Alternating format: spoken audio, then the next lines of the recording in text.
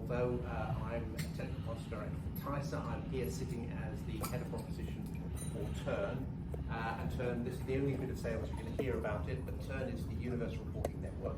It's a European regulatory and operational blockchain.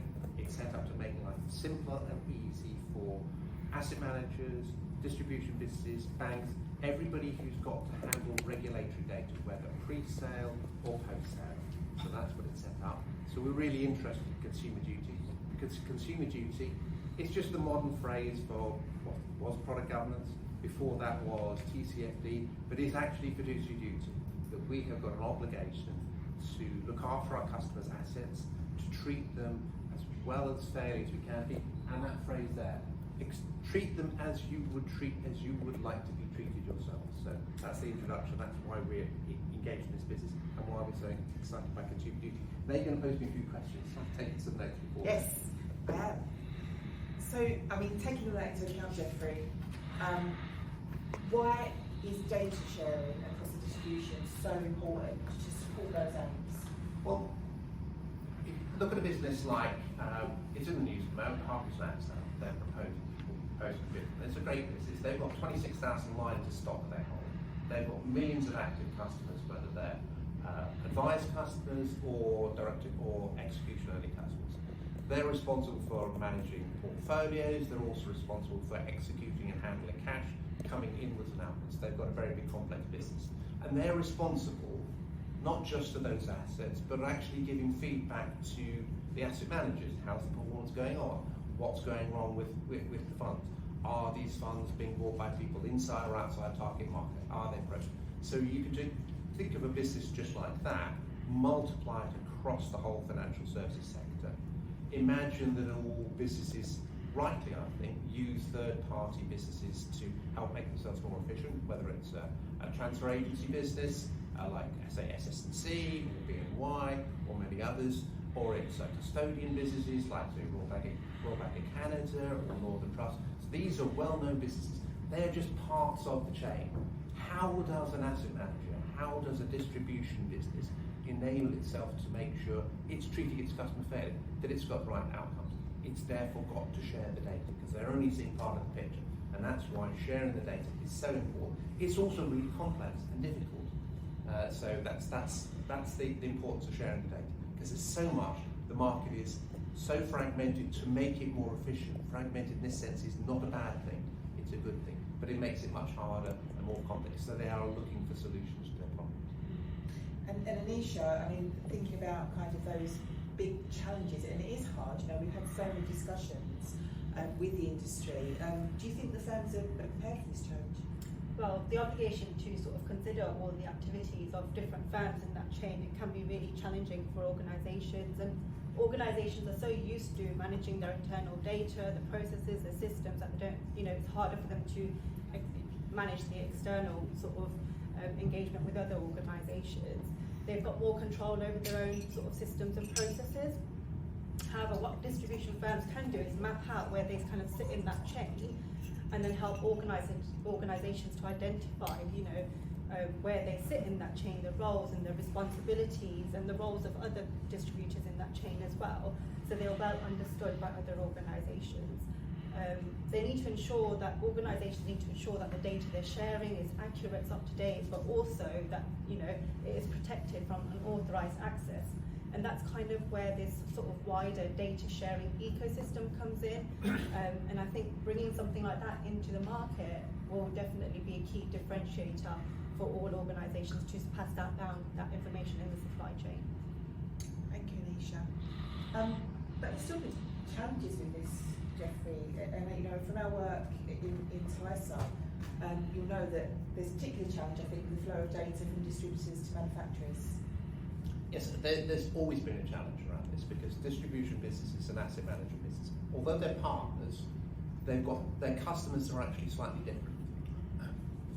An investment platform, pick up Hargreaves Lansdown. This isn't because you know, picking them up. I think they're a great business. I use them actually. So I think they're a very good business. They're a complex business, but it's their customers. The customers have got ISAs with them. There may be underlying investments with the likes of M&G, with Schroders, with BlackRock or Vanguard or whatever. But their relationship is with their customers. sharing information about their customers and their data with somebody else always raises alarm bells in any business. You don't want, they're my customers. Why am I talking about them to a third party? So there is that issue that firms will always face, whether you're an asset manager and you've got to share information with the platform or your distributor about them. Similarly for the platforms, sharing information with their asset manager, which they need to make sure that customers are actually getting a fair deal, that you are meeting your obligations, whether fiduciary, product governance, whatever. How do you meet those? So it is very complex. The industry's been working quite hard to tackle this, to make sure that the information that has to be shared is what's actually necessary, not just what would be nice. The nice list is normally about that long. The need list is about that. It's about that. There is a need. You do need to share it, but it is complex. We've had a couple of iterations. We had the European feedback template back in 2018. We worked with IMFA and the IA to build it up. Went to MESVA, they loved it. Went to the NTA, they loved it. Nobody uses it because people say, well, we don't sell outside the target market. So consumer duty, the DFT, and we've done a lot of work in this space with the trade bodies and with our members, is to say, how can we identify the information you need to share and actually get yourself a little bit, you can be a bit comfortable. We're not going to misuse your data. The reason why it's difficult is A, it's so much, and B, you're dealing with your customers' information and you want to keep that as safe as you can. Is that reasonable? Yeah, I think that's reasonable. And obviously, at a kind of macro level, the requirement isn't to share the customer's kind of personal data, but you do need to share data around kind of those sales into the target market, outside the target market, etc. But I mean, even taking into account what Jeffrey has talked about, thinking about the data points that you actually need rather than kind of extending that, and make sure there's still like a sheer volume of data, isn't it? Because it's ISIN level and it's a massive amount of data. So that is correct, but the requirement to provide that information to support those reviews, it's necessary and it applies to all distributors in the chain, and the FCA have emphasised this, that everyone needs to cooperate with the consumer duty regulations, right? So if distributors don't have that relevant information, then the intermediary firms need to provide this information, which makes it quite complex. And I think, the DFT is, to sort of use a DFT and make sure firms are compliant, the organisations need to think about how they're going to embed that into their culture and how they're going to sort of use that and implement it effectively within their organisation. And I think that's where innovation is needed, and technologies like the blockchain. The blockchain's auditable, it's transparent, it's automated, and firms need to think about using such technology to pass on data from different organisations along the chain, and it's secure as well. So embedding that sort of technology can make things really effective within an organisation, and I think organisations really need to think about that. Thank you, Anisha. Jeffrey, going back to your comments on the DFT, which was kind of took over my life for a few months, and we worked very hard with the other trade associations to kind of hone down those data points. Exactly what firms sort of need, at the minimum that they need. But taking that into account, and we know the FCA doesn't want this to be a tick box exercise. Is the DFT enough? Is there more that firms can do? Well, I think that's two questions. First of all, what kind of information do you need to share? And that's why we have things like data templates, whether it's, say, the European MiFID template, the EMT. I thought I'd spell it out because we're so used to acronyms that sometimes it's helpful to spell it out.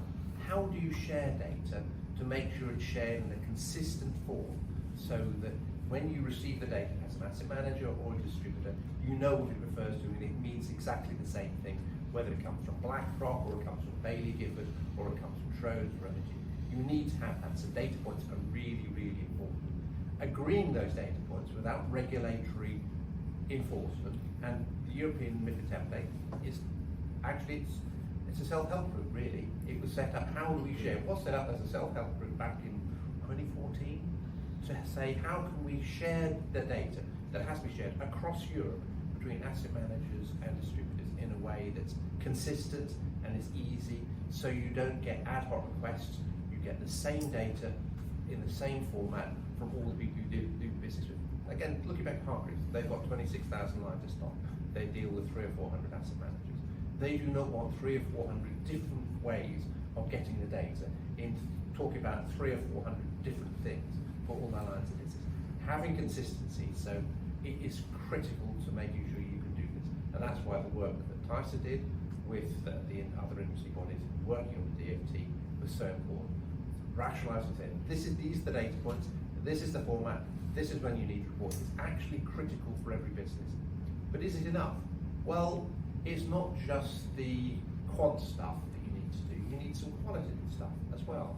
And I think that's the things that we've been looking at in TISA, to how can we enable firms to go a bit further down to make sure they've satisfied themselves that all the outcomes are being met.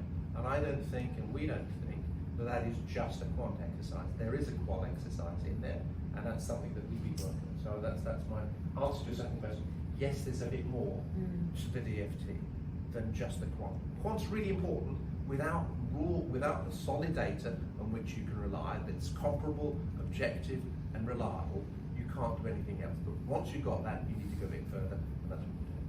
Thank you, Jeffrey. And I mean, you know, how do you, Anisha, how do you contextualise that more quantitative data without just speaking directly to the customer? Because manufacturers, you know, often don't have a relationship with customers, and sometimes platforms can't have digital relationships. I mean, how can that be achieved?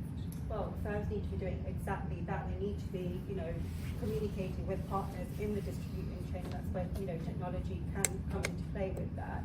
You know, there's that expectation with consumer duty that they need to embed that culture into their firm and the outcomes of customer duty in their, you know, consumer experience, etc., and in their culture. It's not just a tick box exercise, right? It's about showing that, you know, you are thinking about that end consumer as well, and evidencing those outcomes and showing that customer is the core of your business, basically.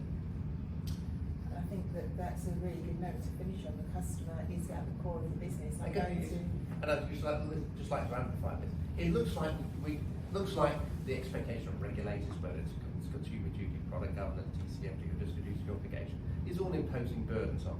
And in a sense, you're saying, well, that's the quid pro quo. They give you their money. You do the right thing by them. But it's also, if you do the right thing for your customers, you'll get more of them. They will stay with you for longer. They will invest with you more. They will recommend you to your friends. You will make more money. You will have a better job. So it is actually in a firm's interest to do the right thing by their customers, painful though it can be for them to do so. And remember, I'm a customer. I look at my ISA holdings. You are all customers. You're maybe a customer of a bank. You're a customer of an insurance company. You're a customer of a fund manager if you hold any ISAs, or if you're customers of a pension company.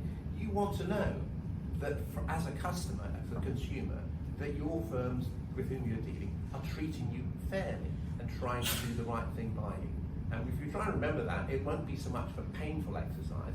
It'll be an exercise that's good for the customer and for the firms. Thank you. So